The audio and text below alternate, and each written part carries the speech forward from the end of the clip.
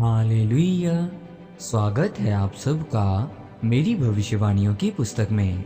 तो आइए हम आज के पवित्र वचन को पढ़ेंगे जो कि परमेश्वर के दास प्रेरित अंकुर यूसुफ नरूला जी के द्वारा लिखा गया है।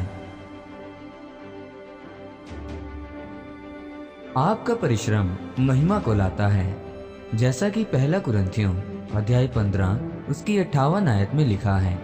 इसीलिए हे मेरे प्रिय भाइयों, दृढ़ और अटल रहो और प्रभु के कामों में सर्वदा बढ़ते जाओ, क्योंकि ये जानते हो कि तुम्हारा परिश्रम प्रभु में व्यर्थ नहीं है।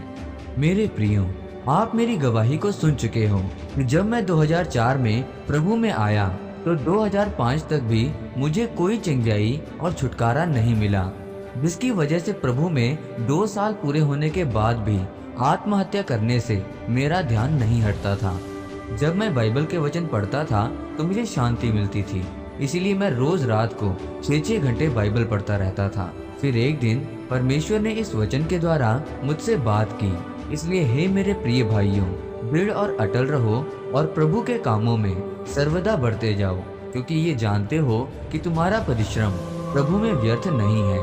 तब ये बात मेरे दिल को छू गई थी कि अगर मैं मेहनत करूंगा तो मैं दुष्ट आत्मा से और बीमारियों से, हीन भावना से, डिप्रेशन और हर एक चीज से जो मुझे परेशान करती थी उससे मैं आज़ाद हो सकता हूँ। और तब मैंने मेहनत करनी शुरू की और मैंने उपवास रखने शुरू किए, क्योंकि शैतान मुझे तंग कर रहा था। परमेश्वर ने बीमारी, दुष्ट आत्मा, डिप्रेशन को इस्तेमाल किया ताकि मैं उपवास और प्रार्थना में बढ़कर आगे बढ़ सकूं।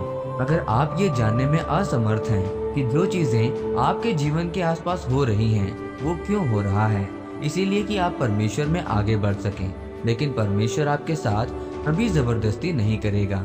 एक दिन मैं अकेले में प्रार्थना करने के लिए पंजाब के बाहर किसी एकांत जगह में गया ताकि परमेश्वर मुझे अपनी सेवकाई के विषय में दर्शन दिखा सके।